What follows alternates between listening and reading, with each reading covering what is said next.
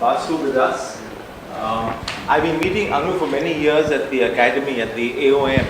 And then we got talking and I said, look, why don't you come and talk to our students, talk to our faculty in Ahmedabad. And this year we managed to get her across. Now, Anu is basically from Delhi, St. Stephen's, and she did her MBA at the other IIM, whose name I will not take, followed by a PhD at Oxford. Cambridge. I'm so sorry, Cambridge. Other place. She now is in the US at San Jose State University, where I think the claim to fame is that they are located right in the heart of Silicon Valley. And that gives them access to a lot of data points, a lot of the Indian community, the Chinese community who's working there. Her work is in the field of social networks. So welcome Anu, thank you very much for coming, and the floor is yours. Thank you. A small gift from us. Thank you very much, it's very kind. I barely made it because the flight came in only an hour and a half ago. So we're fortunate it worked out well, and the floor is yours. Thank you Mukesh for that kind introduction. It's really nice to be here. Actually, Ahmedabad is it's my mother's hometown. So my mother's Gujarati, and so this is her hometown and my husband's hometown, though we don't have too many close family members here now. And I would like to say that I recognize one of you here, Vinay, because he came to San Jose in, September? Yeah, September. So it's really nice to be here. I haven't been here for a few years now to Ahmedabad. So, and I thought I would talk about my latest research project, and I'd love your input on this as well.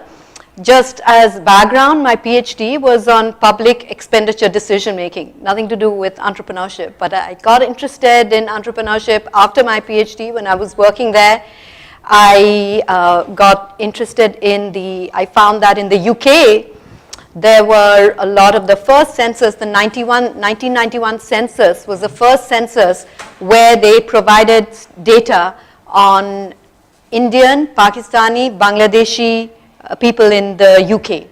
And the data showed that these South Asian people from these 3 South Asian communities who were self-employed were twice as likely to have employees than the population as a whole.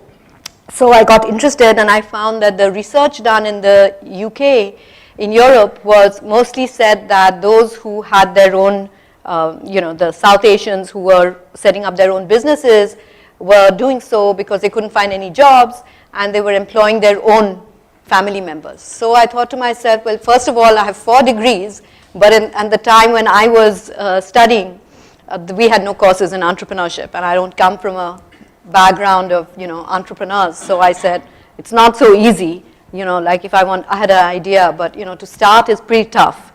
And then I said that, well, maybe South Asians have a lot of family members, but I don't believe they have so many that they could be relying entirely on their families. So anyway, so that's how I got interested in entrepreneurship research. And then, of course, the reality in Silicon Valley is very different. They say that Silicon Valley is built on ICs.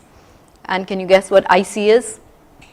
Indians and Chinese. Yeah, absolutely. Not integrated circuits, but Indians and Chinese. So of course, that's already something that's known. But one of the interesting factors about Silicon Valley is that a lot of the entrepreneurs are serial entrepreneurs. I've never come across such a large, and so one of the first studies I did was, I hadn't expected that, but I found when I asked the people I was interviewing, they were on their 2nd, 3rd, 4th, 5th startup. So that is why I thought that was a pretty interesting area to study, and that is sort of part of this research that I'm presenting to you this afternoon.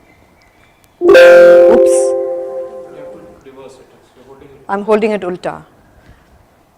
So as I just kind of alluded to, that immigrant entrepreneurs, especially of Indian origin, have made a huge contribution to the valley's economy.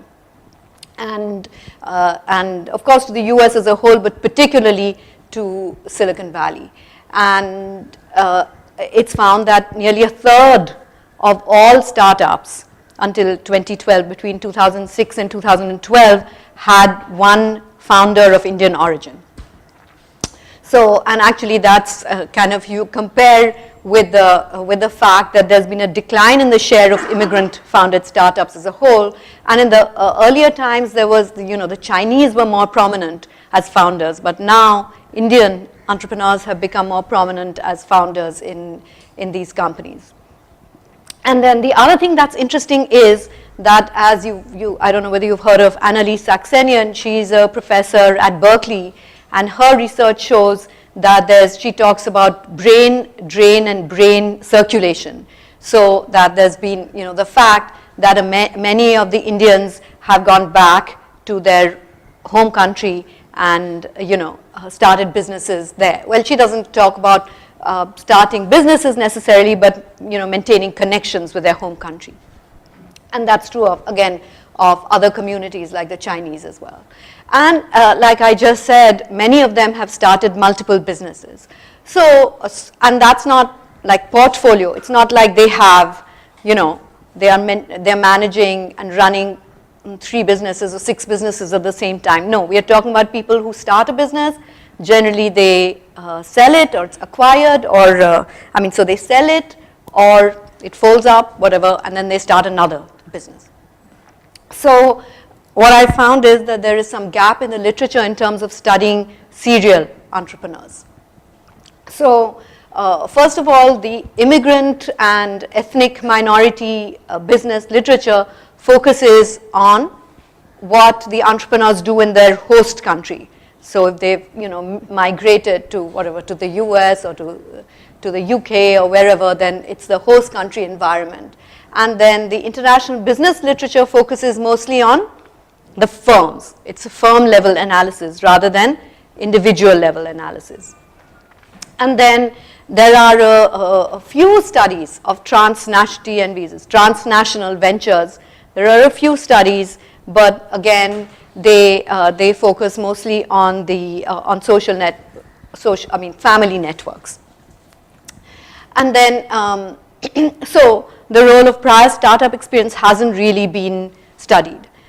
And that's probably because it's hard to find a sample of entrepreneurs that have prior startup experience. Actually, that's the biggest challenge in this kind of research, because there's no, database. I wish there was a database that we could just draw on. That would make life much more easier. So that's probably one of the big, challenges here, the biggest challenge. So that is why I thought, yeah, this is something that's worth, studying and investigating. And I got a small grant from our university from the college to study this. So,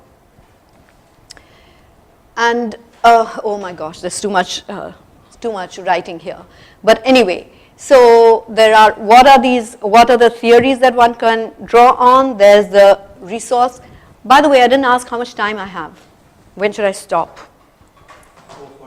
4:45, okay. So resource-based theories, they emphasize the value of, the unique resources that entrepreneurs have or businesses have, and I guess those of you doing strategy are familiar with that, so I don't need to emphasize that. And so how does prior experience, how does that help? Prior startup experience, how does that help the entrepreneur? Well, first of all, it provides tacit knowledge. That could be, like even if it's what not to do, that's useful, right? What works, what doesn't work. So that's one thing. The other is that it helps to establish some kind of a track record. And that's also really useful, right? And of course, if you build a reputation that, we'll talk about that more. That can also help to access both tangible as well as intangible resources. So what are tangible resources like money and so on, but intangibles like information are also very, very useful. And then, of course, they can then leverage many more diverse networks again, right, because of their prior experience. So, but again, we don't know enough about the kind of, the type of lessons that they learn. How does it really help them to start from one to another, etc. So again, social network theory again talks about this quite a lot, like what's the value of social networks and in creating new ventures, and it talks about the value of information, about knowledge, about finding team members, to work with you. All those are the capital you can get from your social networks. And then I don't know, some of you must be familiar with Granovetter's work on strong ties and weak ties, right? And both are valuable for startups. And so mostly in the ethnic minority immigrant entrepreneurs literature, they focus mostly on co-ethnic ties.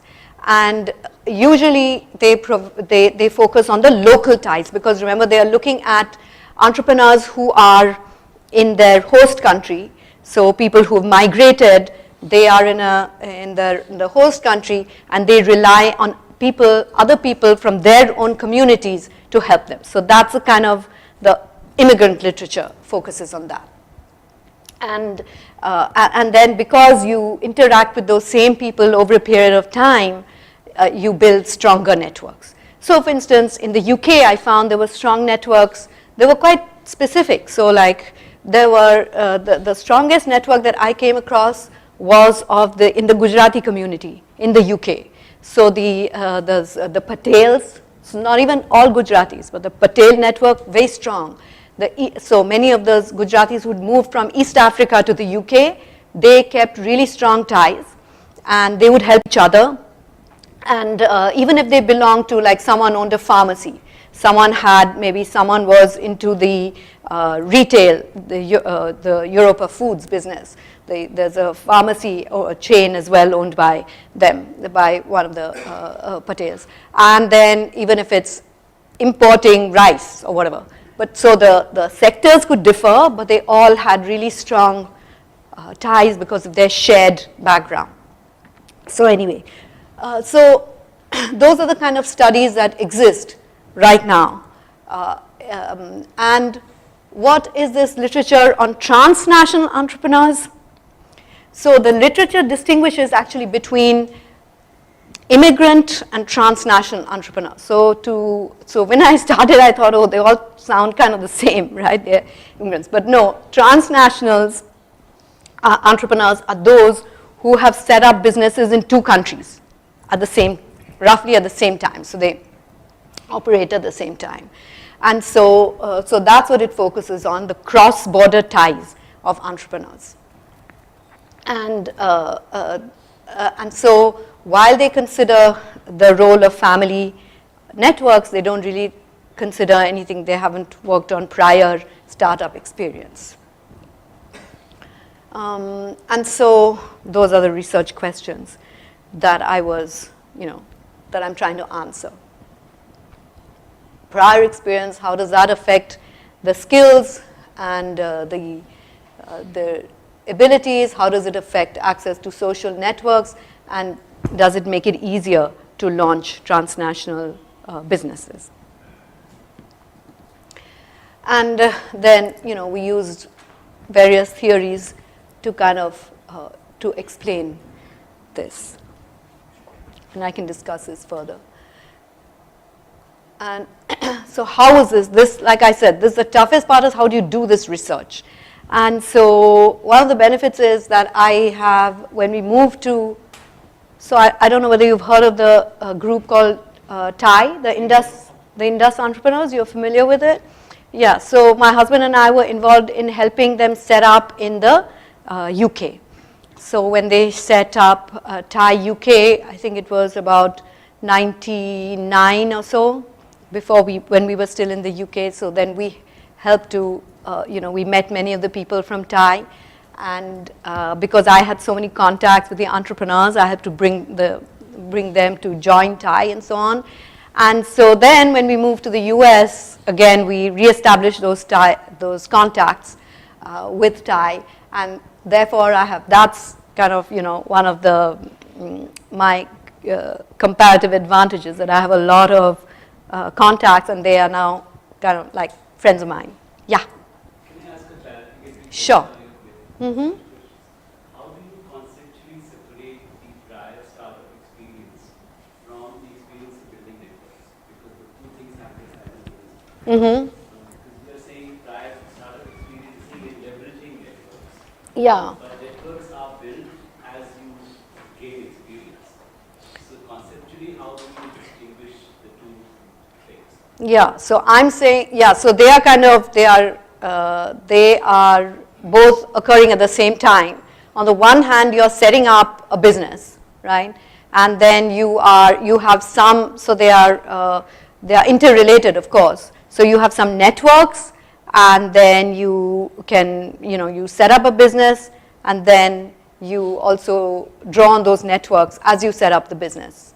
But, so that's another problem in terms of, yeah. State the relationship in the form of leveraging something Mm-hmm. on the basis of something else. Mm-hmm. The two need to be independent. But if they are not independent, then the Mm-hmm. relationship gets a little murky too. Yeah, I mean, so there's, you know people, and you're starting a business, right? So they're obviously interrelated. But the question is that, so when you are starting this particular business, I mean the latest business, right, you are drawing on your networks from the past. Which is a function of your past experience, yeah. So what you're doing today is based on what you learned before. So, yeah, so, and when you're starting for the first time, when you're starting your first business, then you don't have that access to those, you don't have that prior experience, right? You can have networks, but you don't have that prior track record or experience. We have an identification problem. Mm-hmm. Yeah, so I guess that's another, so that's why it's again hard to study, but actually that's a problem with, and it's also, there's also a problem with social networks, right? Social networks don't mean anything unless you have some social, what is the social capital you're drawing from those social networks? And that can also be quite hard to I mean, I may know lots of people, but that doesn't necessarily mean that I have social capital, right? There you have to go back to the renovator's idea of weak versus strong ties. So that's how you try and create some ways to figure out whether social networks, higher social networks, they are higher social capital. Mm-hmm. There are conceptual ways of dealing with it, but here, yeah, no, but even there are problems, because like even weak and strong is very easy to say, like I meet you for the first time, I mean like actually I don't, we haven't met, so then it's a weak, it's like we meet today, then it's a weak tie, right? But then over a period of time one can get to know somebody, and so then a weak tie can become a stronger tie, right? And so, yeah, so, which is kind of, yeah. So anyway, so this is how we interview them, and originally so there was another study that I had done originally in 2012. So we re-interviewed these guys in 2016, 17. And this is their sample profile, which I think you can read faster than me reading it out to you. As you can see, they were all pretty well educated, which is not surprising because we're talking about the valley. And unusually well educated. And they were, even though they started their own business, even though many of them had higher degrees in India, they nevertheless, most of them got another degree when they went to the US. And they were employed for about 11 years. So they got some work experience in the US before starting their own businesses. Quick question here. Mm-hmm. Now, first generation and second generation, you don't distinguish between them, they're not part of the study. These are all first generation. They were all born in India. Yeah. So you're not looking at the second generation of Indian origin? No, I haven't done that. So yeah, now one could probably study their, what their kids are doing, but or the kids of those who moved there. But this is still the first generation, just to keep it simple. And yeah, I mean, I think it would be interesting to study whether the second generation feels the same way about their ties to India. And then these are, though we started by looking at just the tech, tech sector, we found that there's quite a different, quite a few other different sectors that they are engaged in. Even though like the fashion, one of them is a fashion online, but anyway. So most of them have some sort of tech background, unlike the entrepreneurs that I interviewed in the UK. And all of them have, all these people included in this sample have at least one business that they launched in the US and India. So they all have businesses they founded businesses in the US, but also in India. And so in a minority and small number of cases, their first startup was based exclusively in the US. And, but otherwise, almost all of them were now had US and India, and in two cases it was the reverse. Their previous business was in the US as well as India, but now their latest venture is based only in the US. So what did we find? So we found that first, these are the sort of these were semi-structured interviews, and we were trying to understand what is it that their last, so how did their last venture help them with their present venture? And so they said, mostly it seems to be if we look at what they said, and these are all interviews, and they were transcribed, they were all recorded and transcribed, and so that's how it's based on reading through those transcripts a number of times. So this is what a number of them said, and these are quotes from them, that essentially what it seemed is that they gained operational skills, about how to skills, and execution intelligence, regardless of domain knowledge. So in many cases, the second startup, third startup, they are not exactly in the same field, but they said nevertheless they managed to transfer the knowledge they gained from one startup, they could transfer to the next one. And so one of them refers to this as muscle memory, knowing your strengths, what you do well, and so on. And then a playbook, how do you deal with your board, how do you deal with employee remuneration, how do you figure out, many of them said this, that how do you hire the right person, how do you fire somebody who is not performing very well, performing as well as you want them to, and how do you do it quickly. And so, because separately when I asked, what is the biggest mistake, what do you think you do differently in the future, several of them said that they would hire more carefully and they would also fire more quickly, because it's always hard to fire somebody, And so, and then since most of them were, I can't remember how many of them were MBAs, but most of them are technology folk, And so they said, I was curious to know whether business knowledge was valuable to them. And they did say that, learning to sell and understanding finances and so on was pretty important. And they realized the value of those business skills the second and, in subsequent ventures.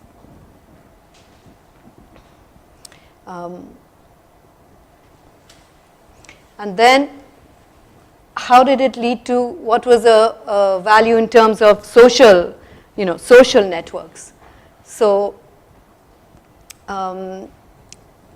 basically they said that it led to, it seems to be that they emphasize more the strength of networks, stronger networks is what most of them talked about, and building deeper, stronger networks. And they said that many of them, when we asked them, like, who do you have in, because they had somebody if they were based in the US, all these guys are based in the US, but they had businesses that were in the US and India, right? And so who was the India head? Well, in most cases, the India head was someone who'd worked with them before. In many cases, it was an employee who decided to move to India to set up the India operations. So they'd worked in the US and they moved to India to set up their operations. And then the other thing that really helped was that second time round, many of their employees moved with them. So that was again something that their core employees moved with them to the new startup. And that was really valuable in, getting their next startup or their latest, because I'm asking them about the latest startup. So getting their latest startup off the ground, because they had all these people that they could trust and they had worked with before, and those guys moved with them to the new startup. So, and so that's really what helped. And the other thing that also helped is that investors. Now, in the Valley, one of the signs of success is getting funding from, VCs. And so the VCs, it's actually, once you get that funding, even if your startup is not super successful, there's usually some reason, right? Why wasn't it not successful? And the VCs understand. So if you got the funding before, the chances of your getting funding for your next startup are pretty good, are high, because the feeling is that the sense is that you must have learned from your failures, right? Even if things didn't work out well, you know why they didn't work out well. So you're not going to repeat those same mistakes. So that is why it's something that can help even the second time around, because you already built those relationships with your investors, and the investors know what you're like, and everybody prefers a known devil to an unknown one. So that seems to be both in terms of whom to invest in and also in terms of whom to hire, right? Because you know what their weaknesses are, you know how to deal with them, etc. So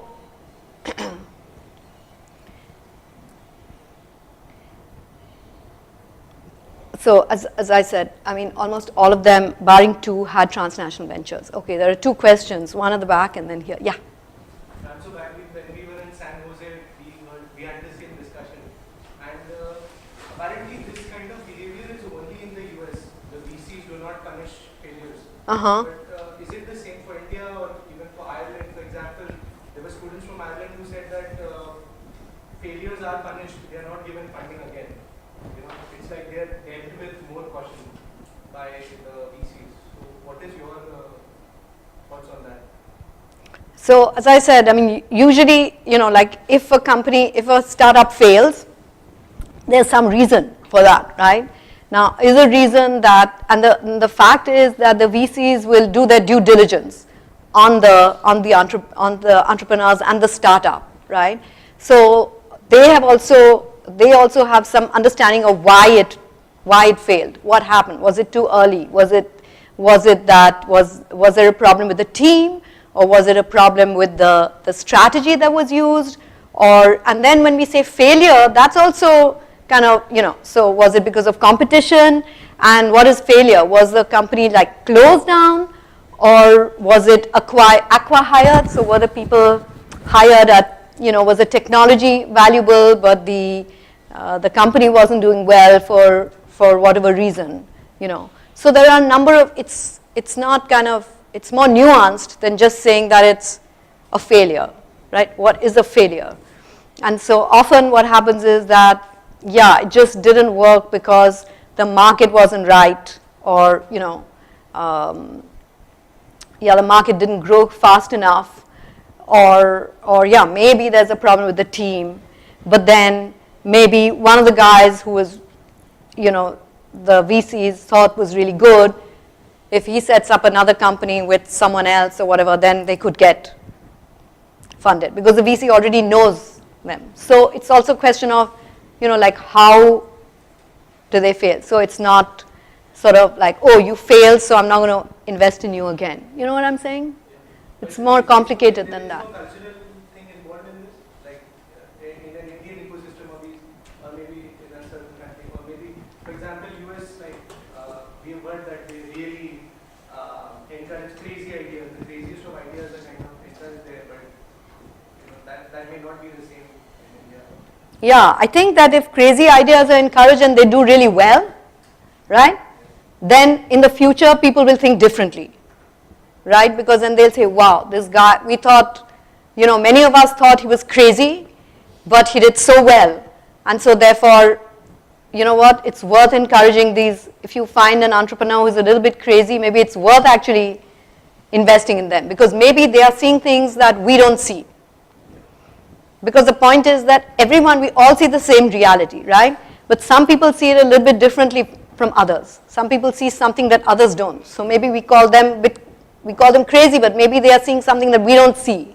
The average person doesn't think could happen, And if they are really driven and they are able to execute and they seem to be really good, then people will invest in them. Does that make sense? Like look at Elon Musk, I mean, we teach, if you learn, would you enter an industry that's mature, that's, got a few, that's oligopolistic, that's got a few really entrenched, players there? Would you go and invest there? No, you'd say that that's not, rationally speaking, it's not the right industry to invest in. And when you don't have any real experience in building cars, right? And yet, he had a track record of doing well in his previous startup, so that helped, I guess. And he had a lot of money also. Sorry, you had a question? One of the purposes whenever the investor comes in for any when you venture this or that, so how important is it to have an existing set of clients? Say, for example, a lot of ventures, start new. They don't have, they might have 1 or 2 clients. Suppose I have a tool, I can get say 10 to 15 clients or 1 or 2 clients, or whatever the number be. But how important is to get the venture funded? Because is that very important that you should have an existing set of clients before they approve the funding? So again, it all depends on the nature of the business that we are talking about, and also the nature of. Are you talking about VCs, early stage? Are you talking about VCs or? I'm talking about early stage. Yeah, early stage, but venture capitalists or angels or venture capitalists. So usually nowadays, by the time you're ready for venture capital investment, you should have some. Yeah, you should have some clients. You should have some customers. So you should have validated your product, your idea. And so you should have clients, or you could say users, right? Even if you're not making, you may not be generating revenue, but at least you have users, right? So then you can show that, and not just, so again, it depends whether we are talking about B2C, I mean, consumer businesses, or we're talking about B2B businesses, we're talking about high capital intensive businesses like, like Tesla, I mean, or something like that, or we're talking about, say, Facebook or Instagram or something, where you can have, so if it's something that's easy to do, then yeah, like Accel Venture Partners invested in Facebook before they were generating any revenue, but they had enormous, really quick, user acquisition. So if that's the case, then it kind of proves that, yeah, this works, right? And if there's something that has a lot of users, or the users say that it's really valuable to them, and it's not just about the number of users, but also frequency of use, that they continue to use it, then that's okay.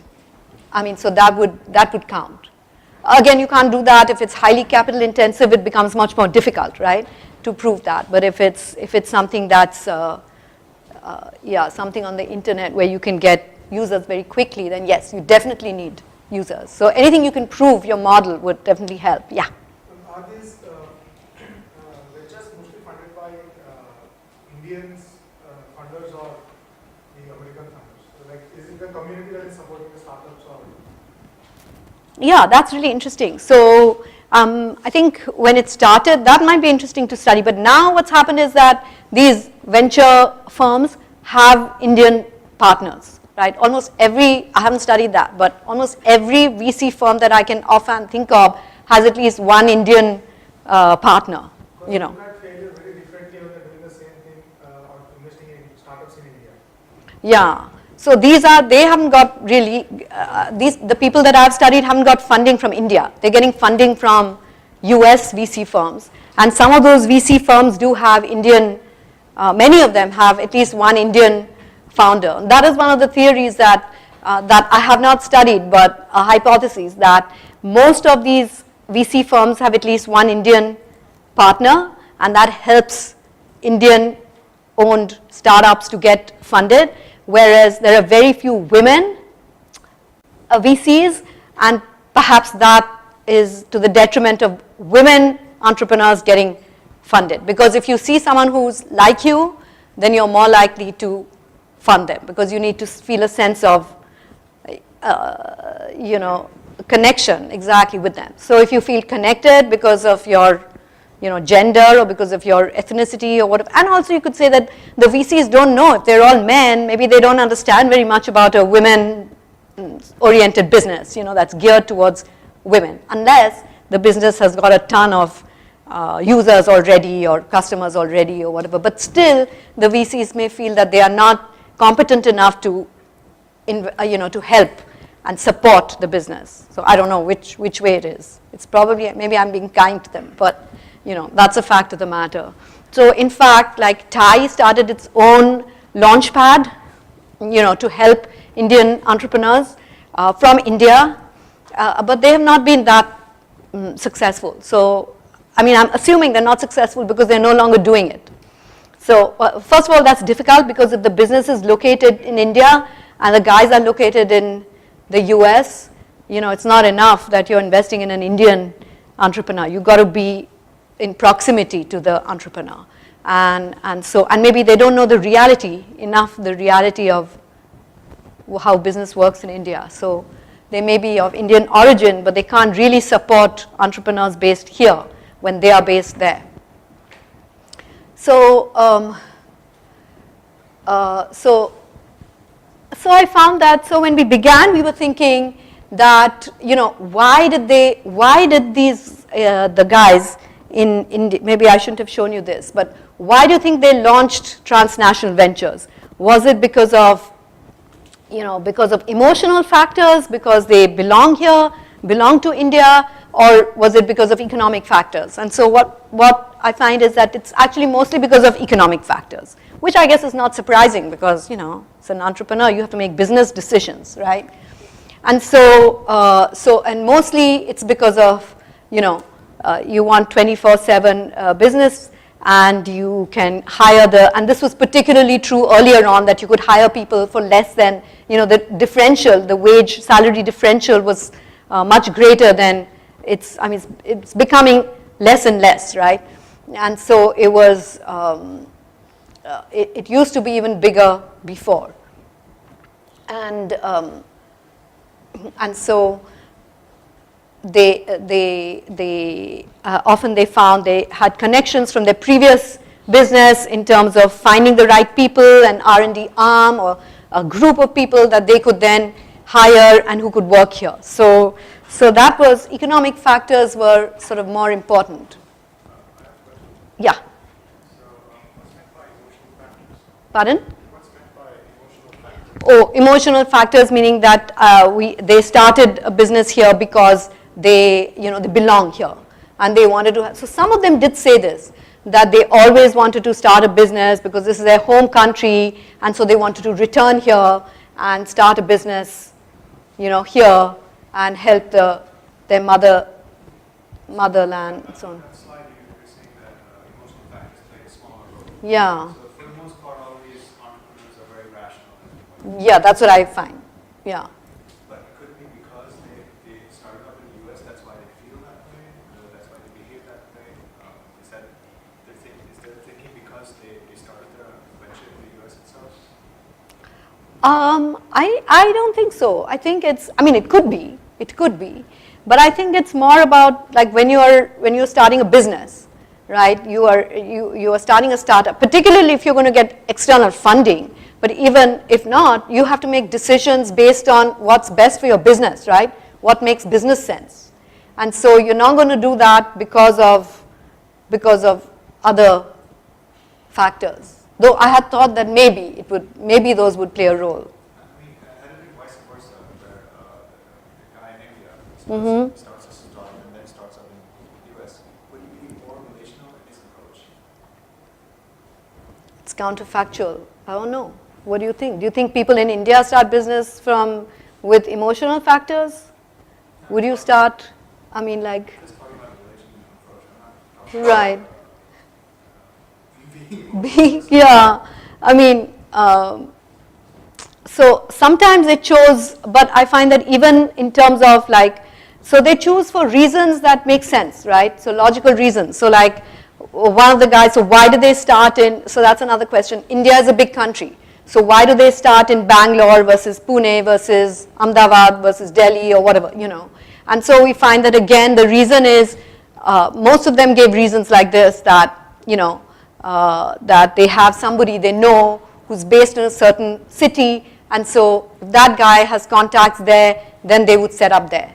So it's based more on, you know, who has contacts where, which kind of makes sense, right? Because you have to be able to do business. You know, it's not enough that I feel really close to, you know, a particular city and I'd set up there. Of course, if I have no other choice, then yeah.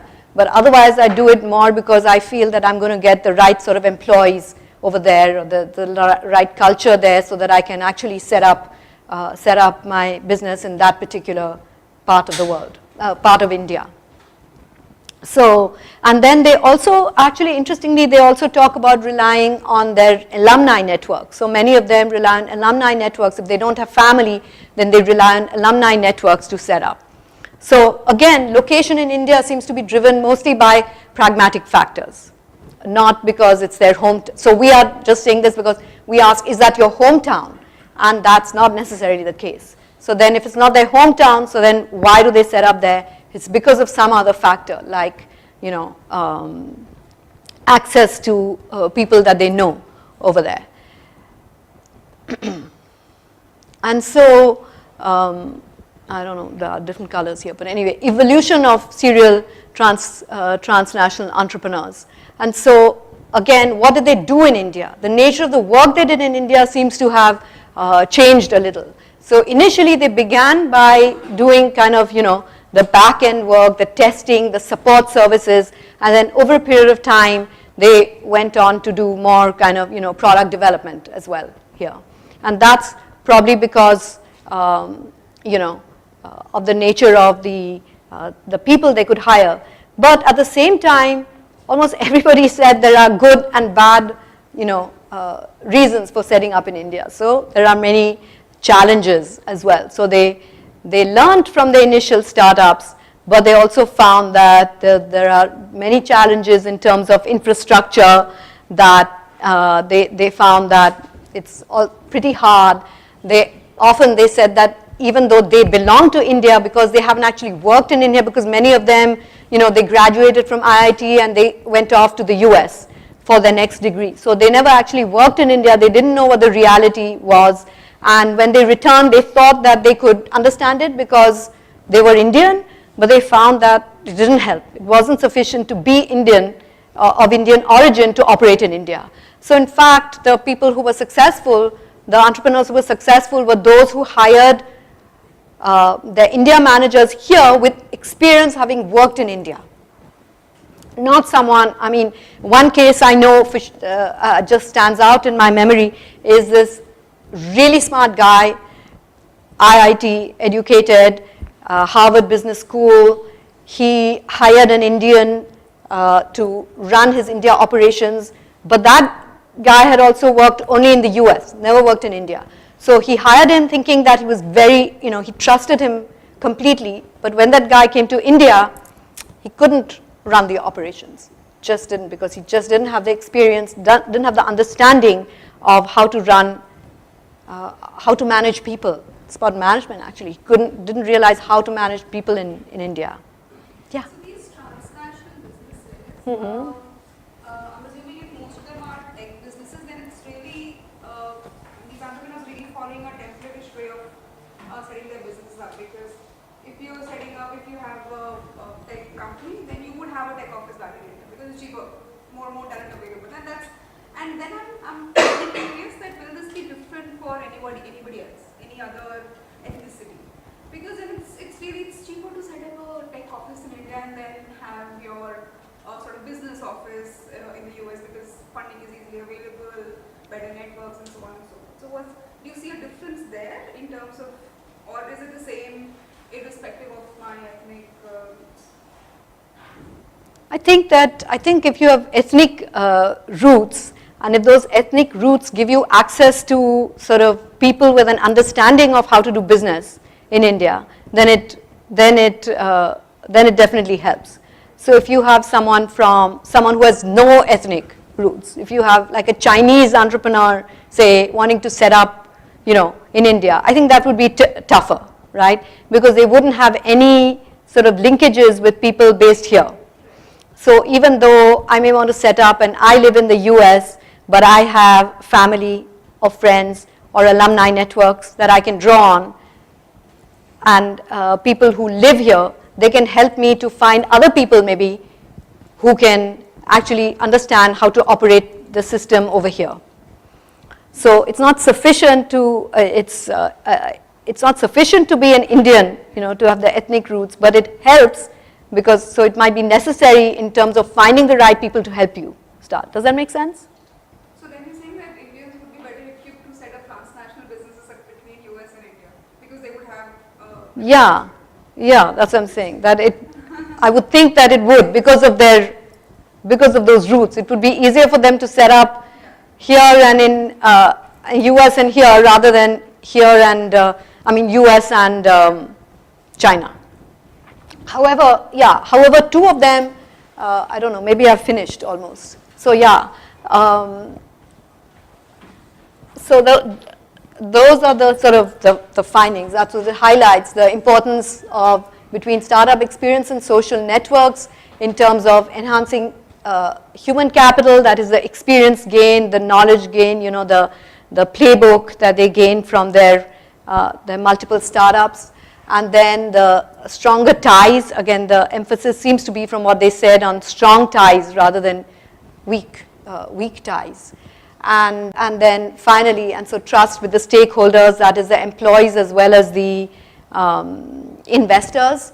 And then family networks, I had expected would be much stronger, but in fact, from what they say, they are not very strong. And some of them said they were helpful at the beginning, but not helpful later. One of them said the big mistake he made was that he initially had his brother working here, and then later on he discovered that didn't work very well. So even if you have a brother, you need to have, even if it's a sibling you're working with, when it comes to business, you need to set up more, formal structures so that you can deal with any problems that occur within the family. So okay, I had some hands up. Yeah. Prior startup experience given stronger ties, did you find that later the ties, the strength of the ties with entrepreneurs and their partners over here, does that help them build new businesses in the US after starting up, for example, over here or starting there and then coming back? Yeah. But then one would also think that family networks are also strong ties. Then what is the difference between those ties that are strong and these ties? Oh, that's a really good question. So they are talking about they say that the family networks and the other ties. And so those other ties are the professional ties that they make. That is through their, so what they emphasize most is the people that they worked with, So the ties that they made through their working relationships, whether it is an immediate employee that they work with who in the next startup has become the co-founder, or it is the partnerships that they had in the previous startup, which helped them to form partnerships again in their subsequent startups as well. So it's non-family professional ties that become stronger and help them to set up their subsequent businesses. So then that goes against the entire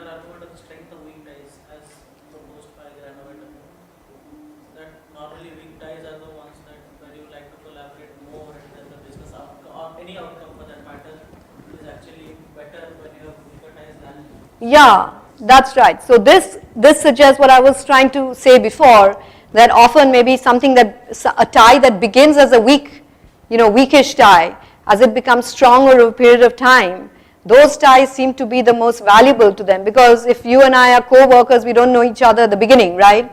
But as we get to know each other and if we work well together, then those are the ties that seem to be valued the most by these guys. So your prior startup experiences finally leading to your setting up PNB. So what is the impact of family networks on your first startup? So because there will be kind of mediation that occur, because your first setup requires that you leverage your ethnic ties and all of these, so your caste ties and everything, and then they are leading to your final outcome. So maybe they are not acting at the second stage, but acting at the starting phase. Yeah. That's right. So in subsequent so this we are focusing on the subsequent startup. So yeah, so and that's what they said. I think there's a quote as well. So initially the family ties are valuable, but over a period of time, as the person sets up a business in Hyderabad, initially I'm just thinking of another case, and so he initially sets up because of his family ties in Hyderabad, and then over a period of time in the subsequent startups, he has built a whole, strong networks there. And so in his second or third, in his latest startup, he doesn't really need so much of his family ties, because he has already built these really strong professional ties. So if you see, it's actually professional ties and personal ties move in opposite directions while talking about starting up in subsequent wherein the strength of those ties in your outcome, personal ties are actually decreasing, and the strength of the professional ties is actually increasing. So it will be a cross. Yeah, exactly. So that's what it seems to suggest. That's what they seem to say. Is there any role of family networks on the selection of the industry? Because if I am setting up a mobile manufacturing, then I will not try to leverage it in India, rather set up a second venture in China. So your first venture selection also depends on kind of just your family ties, or this is independent. So you are selecting the first venture only on the basis of the present realities, or also on the basis of your home country? So I don't recall that's again interesting to look back on, but I don't think anyone said that they selected their sector because of their family ties, because they set up in the US, and they set up then in India, and or simultaneously, but they didn't set up in a sector that the sector was mostly dictated by, in most cases it was dictated, remember they all worked, almost all of them had 11 years of experience, 11, average of 11 years of experience. So their startup was the sector was dictated by their experience, their work experience, and figuring out what is it that, what kind of business do they want to go into. Do you have any data what kind of startups did they then set up in India? Like, was it related to the kind of BPO culture or the tech backend that was mostly present in India, or was it like similar to what they set up in US, which might be anything? Right. Yeah. So again, that varied. The traditional firm was a BPO, culture, setting up back end offices here. But then those who are in mobile businesses, they found that actually there was a lot of demand here. So because everyone owns cell phones and so on, so they found that actually it was a big market that they hadn't originally expected. So again, they may have set up thinking that it's a back office, but in fact they found that there was marketing needed here because there was a market here. So they could sell their service over here. So then it would then suggest what you were talking about, that say for example what is strong in India, which sectors are strong, they are trying to set up in those particular industries rather than simply because of certain ties, any industry which they like, it will be probably only in tech or mobile rather than say for example in textiles or in bicycles or so on. Yeah, and so forth. No one was in textiles or bicycles. Yeah. So it's basically the home Yes. and Yeah. back office, Mhm. rather than simply because they wanted to be in India, Right. because of the ties. Right, yeah. But two cases I said, if you know, I said that they no longer operate in India, right? And those two cases, they decided to move away from India because of they had some bad experience in India. They found that, like I said, one of the guys I mentioned, he had, even though he hired someone that he knew really well, to be the India head, that India office head had no experience of India. So then they decided in the next startup, in their most recent startup, they decided that they're not going to work because they felt that they had burnt, they'd been burnt in India. So they've set up, I think, somewhere in Eastern Europe. And they said that, oh, fine, they don't know the language, what she was asking. So they decided that no, we are going to go with India because it's too hard. And even though we may be of Indian origin, didn't help us at all. And so we are going to, and they had a lot of problems with hiring and people saying, we are going to join you, and then not joining. Actually, that was one of the big challenges. They couldn't figure out, some people would say, we are joining, but my grandmother is ill, and postponing. Actually, they were shopping around for other jobs or, something. So anyway, so they said that forget India, we will go to Eastern Europe. And Would you say that they were more affected by the institutional factors rather than their own personal factors while setting up businesses? I think that, initially, Become moderating in this case? maybe, I don't, it's like, I would say that at the beginning, so this is like 30 is not a very big sample, but I mean, given the nature of the work, we interviewed more people, but some didn't fit into this category, right? So it's hard to know how much one can generalize. But the fact that all of them went and set up something in India, what does it say? Maybe there is actually some emotion, even though they don't say that, but why did they choose India? Why didn't all of them choose Central Europe? If Central Europe is so good, why didn't they all choose to set up their back offices or whatever in Central Europe, right? And some of them did say that they come to India anyway. So again, these things are hard to determine, but they said they come to India in any case. So there is some they feel this, to some extent they understand India, right? But understanding India and visiting India is different from setting up operations in India, right? Even if you speak the language and you belong and you have family and friends, that's different from setting up business operations, understanding the business culture. All the companies that you studied was basically from US to India, not any company from India to US. That is correct. They're all US To India. US to, they're all based, these entrepreneurs are based in the US, and then they are setting up businesses that are US and India. They're setting up in India. One case was actually he had one business here, and then he set up schools in India. So then we had this thing, I can't recall whether he's actually in the sample, but we had this debate on whether he should be considered because he's based in the US, but he's investing in schools in India, and he is involved in the curriculum and so on, but it's really in India, not in, he wants to globalize, but he starts in India because, he thinks that's where he can leverage his expertise. But yeah, they are not starting in India and then coming to US. No, they start in the US. They work in the US. They've started businesses already in the US, and now they're starting their latest venture in US and India.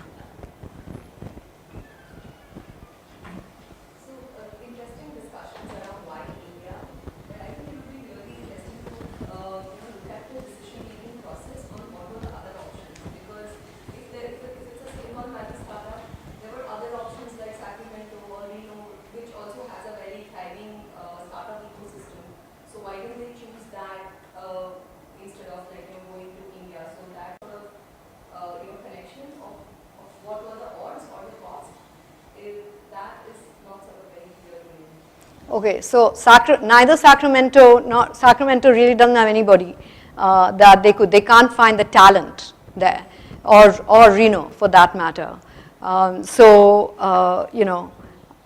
Initially mostly it was because they felt that the costs, would be much lower there. There was also, the other thing is that after the 2003, when there was dot-com bust in the US, there was quite a lot of emphasis by the investors, by the venture capitalists as well, saying that this is time to set up, it's good to invest in Indian and Chinese entrepreneurs who can set up operations in India or China, and because that can give them a comparative advantage over local entrepreneurs. So I think there's also that feeling that, hey, this seems to be, so there's also something about trends. I think Silicon Valley culture is very much about trends, right? Like, what is the next big thing? And everyone wants to rush into that next big thing. Right now it's AI, is one of the, everyone is talking about, artificial intelligence. Before that, Internet of Things, sharing economy. So like everyone was setting up. The other day, someone was telling when, my students were presenting, then one of the people I invited in said, please don't say you're the Uber of something, We don't want to hear this, because everyone wants to set up in that same sort of field. So I think that was also part of it, that everyone is doing this. This seems to be the thing to do, to set up in, in India, to have some operations in India. India is full of smart people, we'll be able to get our work done for less money. We'll also be able to operate 24 hours, 24/7, because people work really hard. And so therefore, and I'm Indian, so it makes sense to set up, in India. And that'll give me some sort of an advantage over other people, right? And it is true that it's easier for us to set up in India than for us to set up, or for someone from whatever, Czechoslovakia to set up in India, right? So whatever it is, we have everybody there, I mean, all the Indians, they have some links in India, right? And so, yeah. So I think that is why that's the country that was, that's why they considered India rather than anywhere else in, in the US or indeed elsewhere in the world, yeah.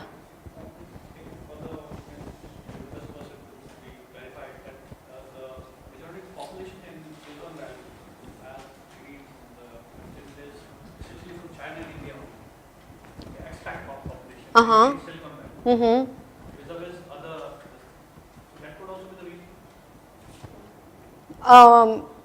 Probably, I don't remember the numbers, the percentage of Indians and Chinese in the, there are a lot of other communities as well, actually. A lot of Vietnamese, Hispanics, and we don't hear so much about Vietnamese going back to Vietnam or Hispanics going, that's a study that I would like to do, the differences among communities. But so we don't hear so much about the Mexicans having in Mexico, or the, or whatever, Guatemalans setting up in Guatemala. It's also to do with the level, the talent pool, right? India, we have, everybody knows that we have, and that is the sort of feeling, oh, you're from India, you must be really smart, right? Because Indians are really smart and India is full of smart people. Smartness essentially has come in the last 20 years because of this IT background essentially. That's what my perception is.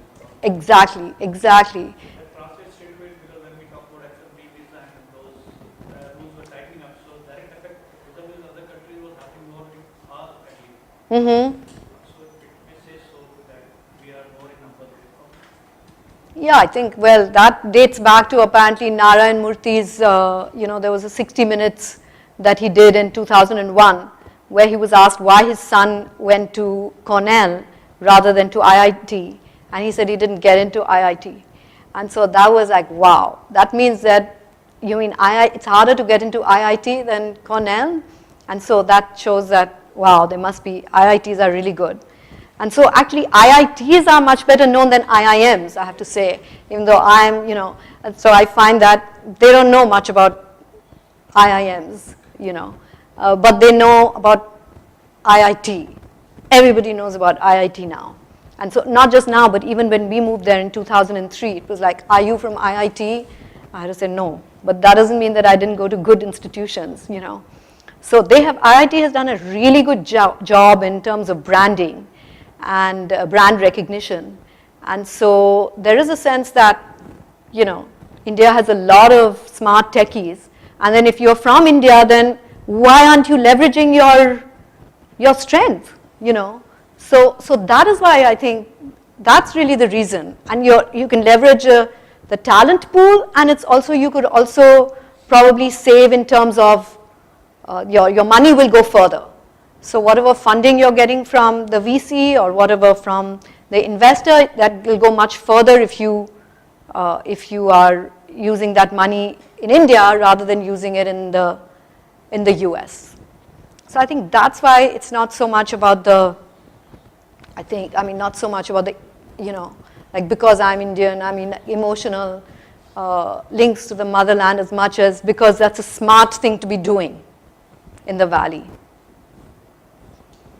So did you learn anything new? Or what do you think? How should this proceed? Do you think this is an interesting topic? Yeah, yes, definitely. So in fact, from us also in terms of... is this the last slide? I can't remember. Yeah.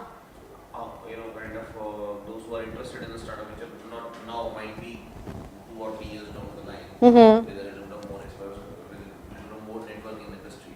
This definitely offers a very good field of study. And secondly, in terms of immediate opportunities as well, say in case you have a setup in US and that a person wants to have a parallel setup in India, definitely can definitely partner with them.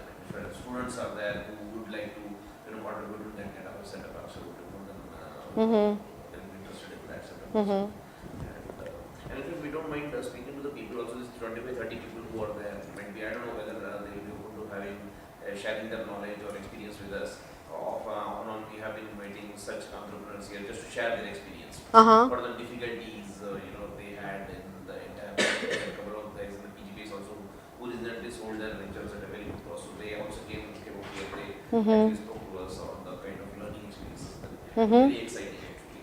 Right. So it's always very exciting to hear from the process model what happened. Yeah. And these are all entrepreneurs in India whom we have been talking to. Right. They share their experience. It will be great to know, whether their challenges are same or is it difficult or what kind of levels are there. Right. Yeah. So many of them said, even in terms of hiring and so on, they said that they would first go with someone they thought was good, smart, because they identified them through as a co-worker or whatever. And then, or their alumni networks, because they said, if that person, if I'm from IIT, and I find, so most of the guys are IIT grads, these 30. And so if they find another IIT grad, then they don't need to know him, they say that he's got to be smart. And then the fact that he's from India is, of course, that's a bonus, that's great, but it's more about picking, smart people than anything else. But ethnicity is kind of a bonus. That always helps, because then you can maybe at other levels you can connect. Yeah, communication becomes easier. So as I say, it needs a larger scale study. It'd be interesting to see how this varies across communities and whether this is the same experience of the Chinese, or why is it not happening so much in some of the other communities like the Vietnamese or the, some of the Hispanic communities. And I think that's it. Yep. That's it. Oops. What happened? I don't know. Anyway. Okay, well, thank you for listening. Thank you so much. Thanks for your questions. So are you all students, or are you some of your faculty, or? We are students of PGPX. PGPX. Is that the same as you, or? This is the 1 year MBA. 1 year MBA. We are the doctoral students. Oh, okay, right. You're the doctoral student. Okay, well, thank you for coming and for listening.